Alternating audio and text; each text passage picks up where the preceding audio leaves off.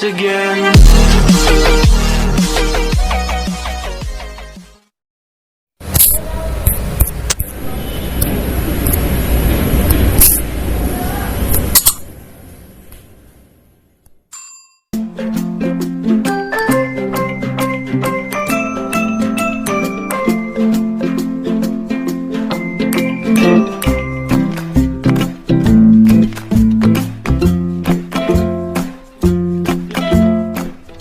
भाग नंबर 31।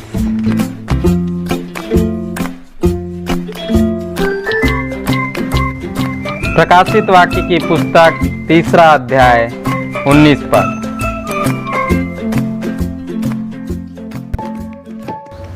आज का हमारा विषय होगा चुपके से घात करने वाली दुष्ट आत्मा।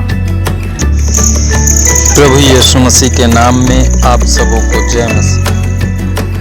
हमारे आज के अध्ययन की इस पद में प्रभु आत्मा द्वारा हम विश्वासियों को चुपके से घात करने वाली दुष्ट आत्मा की जानकारी देने वाला है। प्रभु बताना चाहता है कि अंत के दिनों में न सिर्फ दुष्ट आत्माएं सामने से प्रहार करेंगी पर अंदर से भी घात करेंगी। हमारा आज का यह अध्ययन लौदीकिया की कलीसिया को लिखे गए पत्र का 3रा भाग है। आप हमारे द्वारा अपलोड किए गए इस पत्र के पिछले दोनों वीडियोस को भी अवश्य देखें ताकि यह अध्ययन आपको आसानी से समझ में आ सके। पिछले दोनों भाग की वीडियोस का लिंक मैंने डिस्क्रिप्शन बॉक्स में डाल दिया है जिसके द्वारा आप उस वीडियो को आसानी से देख सकते। इस कलीसिया को लिखे गए पत्र के पिछले 2 भागों में हमने इस कलीसिया के बारे में जाना, इस कलीसिया की प्रमुख समस्याओं के बारे में जाना। इस कलीसिया के माध्यम से हमने आज के वर्तमान मनुष्य की हालात को भी जाना। अब आज के अध्ययन में प्रभु लौदीकिया की कलीसिया के द्वारा विश्व के सभी विश्वासियों को अंत के दिनों में गंदी आत्माओं के द्वारा होने वाले अंदरूनी घात की जानकारी देने वाला है। सो आइए पूरे ध्यान के साथ इस जानकारी को सुने। पर इस अध्ययन को प्रारंभ करने से पहले आइए सर्वप्रथम प्रार्थना करें। धन्यवाद सर्वशक्तिमान पिता परमेश्वर, हम आपका धन्यवाद करते हैं प्रभु, जब आज के दिन में पुनः आप हमें एक गहरा अध्ययन सिखाने वाले हैं। प्रभु हमें बोलने की और प्रत्येक सुनने वालों को सुनने और समझने की सामर्थ्य दे ताकि परमेश्वर यह अध्ययन हम सबों के लिए अत्यंत उपयोगी हो। हम आपका धन्यवाद करते हैं कि आप हमारी प्रार्थनाओं को सुन रहे हैं। धन्यवाद करते हुए प्रार्थना मसीह यीशु के नाम से मांगते हैं, आमीन। प्रकाशन 15 में हमने 4 प्रकार की दुष्ट आत्माओं के विषय में जाना था। हमने जाना था कि पहली दुष्ट आत्मा जिसे हम धर्मांधता कह सकते हैं, इस दुष्ट आत्मा से इफिसुस की कलीसिया के लोग प्रभावित हुए थे। वहां के लोगों का आपसी व ईश्वरीय प्रेम दिखावटी प्रेम में बदलने लगा था।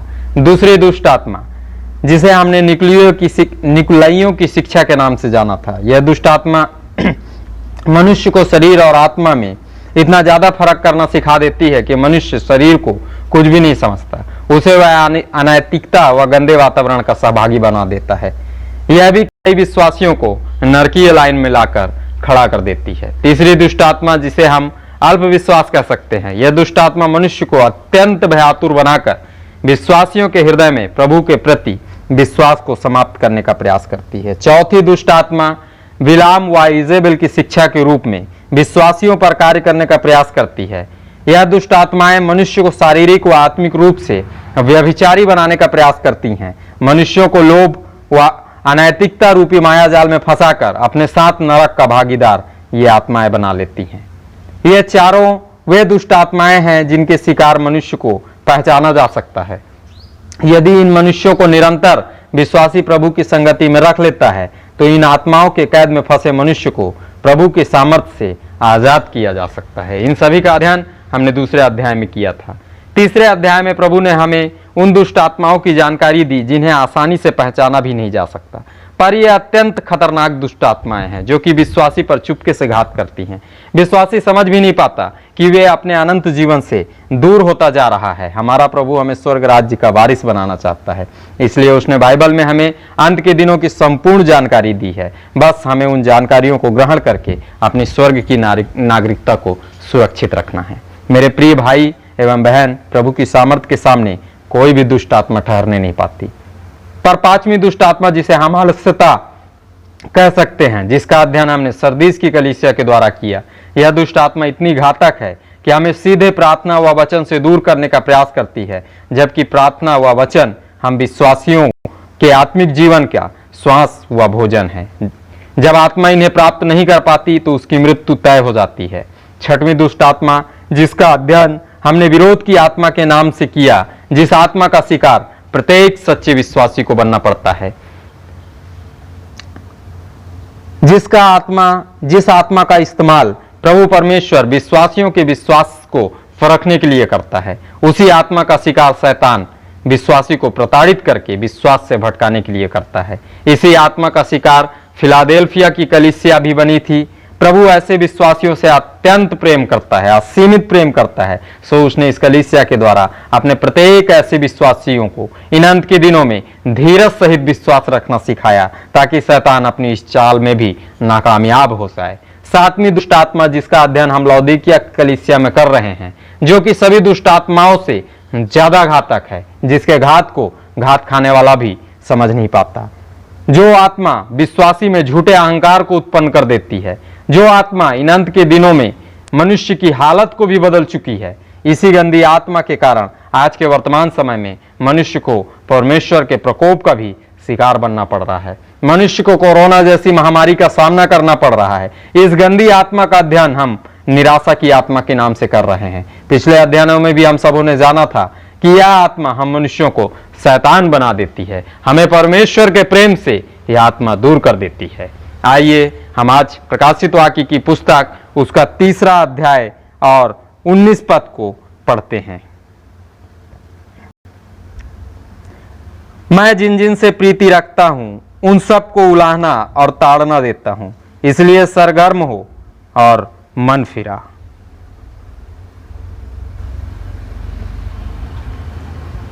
प्रेरित यूहन्ना द्वारा प्रभु यीशु मसीह इस पद में अपने आगापे प्रेम को प्रकट कर रहा है। मेरे प्रियो, प्रेम 3 प्रकार के होते हैं। प्रेम का जो पहला प्रकार होता है उसे आगापे प्रेम कहा जाता है। इस प्रेम को हम हिंदी में सात्विक प्रेम भी कह सकते हैं। यह प्रेम पूरी तरह से पवित्र होता है, निस्वार्थ, बिना किसी शर्त के यह प्रेम होता है, जैसा कि प्रभु यीशु मसीह ने मनुष्य जाति से किया। सभी की आत्मा को सुरक्षित रखने के लिए उसने स्वयं का बलिदान कर दिया। यह प्रेम बिना किसी शर्त के स्वयं को बलिदान करना सिखाता है। बिना किसी शर्त के यह प्रेम प्यार करना सिखाता है। अनजाने लोगों के लिए भी यह प्रेम स्वयं को तुच्छ व नीचा बनाना सिखाता है। प्रभु मानव बनकर आया था, फिर भी उसमें यह प्रेम था, इसलिए उसने मार खाकर भी अपने मारने वालों को क्षमा कर दिया था। यूहन्ना रचित सुसमाचार उसके 3 अध्याय के 16 पद के अनुसार यह प्रेम परमेश्वर में पाया जाता है। इसीलिए तो उसने स्वयं के इकलौते पुत्र को भी बलिदान कर दिया था। पहला कुरिन्थियों उसके 13 अध्याय में इस प्रेम का रूप प्रभु के दास पौलुस ने दिखाया है। ऐसे प्रेम को प्रभु यीशु मसीह ने मानव बनकर इस जगत में प्रकट किया, और आज भी इसी प्रेम को वह इस कलीसिया के द्वारा हम सबों के समक्ष प्रकट करना चाहता है। प्रेम का जो दूसरा प्रकार होता है उसका नाम होता है फिलिया। इस प्रेम को हम हिंदी में राजसी प्रेम भी कह सकते हैं। यह प्रेम सच्चे मित्रों में पाया जाता है। दोनों में खून का रिश्ता नहीं होता, फिर भी दोनों एक दूसरे के दिल की बातों को समझ लेते हैं। दोनों एक दूसरे को पसंद करते हैं, एक दूसरे की देखभाल करते हैं। यह प्रेम एक ऐसा शक्तिशाली बंधन बनाता है कि 2 पराये भी 2 शरीर एक जान बन जाते हैं। इस प्रेम में सोच समझकर, एक योजना बनाकर अच्छे समुदाय व अच्छे परिवार का निर्माण किया जा सकता है। यह प्रेम भी प्रभु यीशु मसीह ने अपनी कलीसिया के साथ किया, और अपने शिष्य को भी यह प्रेम उसने सिखाया। पढ़ें मत्ती रचित सुसमाचार उसके 16 अध्याय के 18 व प्रेरितों के काम 2 अध्याय के 41 पद को। इस प्रेम को प्रभु के दास पतरस ने पूरा किया और मसीही समुदाय का निर्माण कर दिया। यही समुदाय आज मनुष्यों को स्वर्ग राज्य का वारिस बनाकर इस प्रेम को पूरा करने का प्रयास भी कर रहा है। मेरे प्रियो, प्रेम का जो तीसरा प्रकार होता है उसका नाम है स्टोरस। यह प्रेम पारिवारिक स्नेह के बंधन का वर्णन करता है। यह प्रेम माता पिता का अपने बच्चों के प्रति एवं भाई बहन के बीच स्वाभाविक रूप से विकसित होता है। इस प्रेम में सेवा व समर्पण का भाव दिखाई देता है। यह प्रेम हम मसीहियों के लिए अत्यंत अनिवार्य है। इस प्रेम से अच्छे समाज व अच्छी कलीसिया का निर्माण होता है। रोमियो की पत्री उसके 12 अध्याय के 10 पद के अनुसार यह प्रेम प्रत्येक प्रभु के लोगों में रहना अत्यंत अनिवार्य है। यह प्रेम कलीसिया का विकास करता है। मेरे प्रियो, ये तीनों प्रेम ही पवित्र प्रेम की संज्ञा में पाए जाते हैं, पर आज के वर्तमान युग में एक चौथे प्रकार के प्रेम को सबसे बड़ा प्रेम समझा जाता है। कई जवान इस प्रेम के वशीभूत होकर आज परमेश्वर के मंदिर का सर्वनाश कर रहे हैं, जिस प्रेम को इरोस कहा जाता है।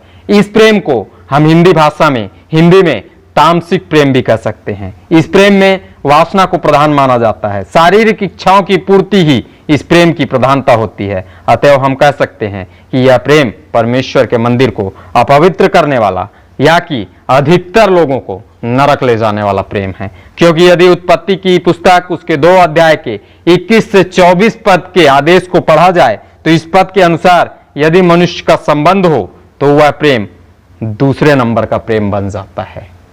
मेरे प्रियो, जो नरक नहीं ले जाता, पर यह प्रेम निश्चय, जो आज का प्रेम है वह निश्चय और निश्चय नरक ले जाने का साधन है। और जो प्रेम उत्पत्ति की पुस्तक में बताया गया है वो प्रेम मनुष्य को दूसरे नंबर के प्रेम में पहुंचा देता है। प्रभु इस पद में, जो पद हमने अभी प्रकाशित वाक्य की पुस्तक से पढ़ा, इस पद में अगापे प्रेम को प्रकट करके पुनः अपने ईश्वरत्व को प्रकट कर रहा है। कह रहा है कि निराशा की आत्मा को मेरे नाम से डांट कर आप भगा दें, मेरी ताड़ना को आनंद की बात समझकर प्रार्थना व वचन से पुनः सरगर्म हो और अपने पापों से अपना मन फिराकर वापस मेरे पास लौटा। आज के अध्ययन से जो निष्कर्ष हम सबों के समक्ष निकल कर आता है, प्रकाशित वाक्य की पुस्तक के इन पदों के द्वारा पवित्र आत्मा विश्व की सभी कलीसियाओं को यह संदेश भेज रहा है कि मेरे अगापे प्रेम को समझो। कोरोना के कहर को देखकर तो मानो कि मैं तुम्हें बचाना चाहता हूं। वर्तमान दिनों का मनुष्य तीनों श्रेष्ठ प्रेम को त्याग कर ईरोस प्रेम में फंसकर मेरे पिता के मंदिर को अपवित्र करके शैतान का साथी बनते जा रहा था। पर प्रभु नहीं चाहता कि किसी का भी विनाश हो, इसलिए उसने मनुष्य जाति को ताड़ना के द्वारा शिक्षा देने का प्रबंध किया है। वह चाहता है कि प्रत्येक विश्वासी फिलिया एवं स्टोरस प्रेम में ही रहे, ताकि ये दोनों प्रेम उसे प्रभु से जोड़ कर रखें। ईरोस प्रेम में फंसकर आज जवान इंटरनेट व मोबाइल में अपना समय व्यर्थ कर रहे हैं। वचन व प्रार्थना के लिए उनके पास समय नहीं है। उनकी इस कमजोरी का लाभ उठाकर शैतान चुपके से आलस्यता की आत्मा उनकी देह में डाल दे रहा है। फिर यही आत्मा उन्हें निराशा की आत्मा का शिकार बना रही है। जो विश्वासी सही हैं वे भी कई बार विरोध की आत्मा का शिकार बनकर निराशा की आत्मा के पास पहुंच जा रहे हैं। प्रभु हमसे अत्यंत प्रेम करता है। इस अध्ययन के द्वारा एक बार फिर से हमें प्रोत्साहित करके अपने पास वापस आने का मार्ग दिखा रहा है। आज ही हमें मन फिराकर वापस सरगर्म हो जाना है। मैं आज आप सबों को एक कहानी सुनाना चाहता हूँ। मेरे प्रियो, एक बाजार था जिसमें शैतान ने हथियारों की दुकान लगाई थी। कई प्रकार के हथियार उसने सजा रखे थे, पर सभी हथियारों के बीच एक छोटा सा निराशा का हथियार रखा था, जिसकी कीमत सभी हथियारों से अधिक थी। प्रत्येक हथियार खरीदने वालों को वह यह बात सिखा भी रहा था कि इस हथियार के वार से इन हथियारों के वार से तो मनुष्य का शरीर ही मरेगा, पर इस हथियार के वार से मनुष्य का शरीर तो मरेगा ही, पर उसकी आत्मा भी मर जाएगी। उसकी शिक्षा से भरमने वाले लोग, अधिकतर लोग उसी निराशा के हथियार को खरीद रहे थे। आज कई मनुष्य शैतान से यह हथियार खरीदकर विश्वासियों पर प्रहार करना चाहते हैं, पर हमें सदैव ध्यान रखना है कि प्रभु का वचन हमारा इलाज इस हथियार के प्रहार से कर सकता है। हम पर जब भी इस हथियार से प्रहार होता है, हम प्रभु का वचन पढ़कर स्वयं का इलाज कर सकते हैं। आज के अध्ययन से जो शिक्षा हम सबों के समक्ष निकल कर आती है, आज की इस अध्ययन में पवित्र आत्मा हम विश्वासियों को समझाना चाहता है कि प्रत्येक विश्वासी को अपना इलाज स्वयं करना है। अंत का दिन अत्यंत निकट है। हमें सदैव यूहन्ना रचित सुसमाचार उसके 15 अध्याय के 5 पद को स्मरण रखना है, जहां कुछ इस प्रकार से लिखा हुआ है, मैं दाख लाता हूं, तुम डालियां हो, जो मुझ में बना रहता है और मैं उसमें, वह बहुत फल फलता है, क्योंकि मुझसे अलग होकर तुम कुछ भी नहीं कर सकते। मेरे प्रियो, इस पत्र के अध्ययन में अभी और भी अध्ययन बाकी है जो हम अगले भागों में करेंगे। आप सबों ने इस अध्ययन को सुना, आप सबों का बहुत बहुत धन्यवाद। प्रभु यीशु मसीह के नाम में आमीन।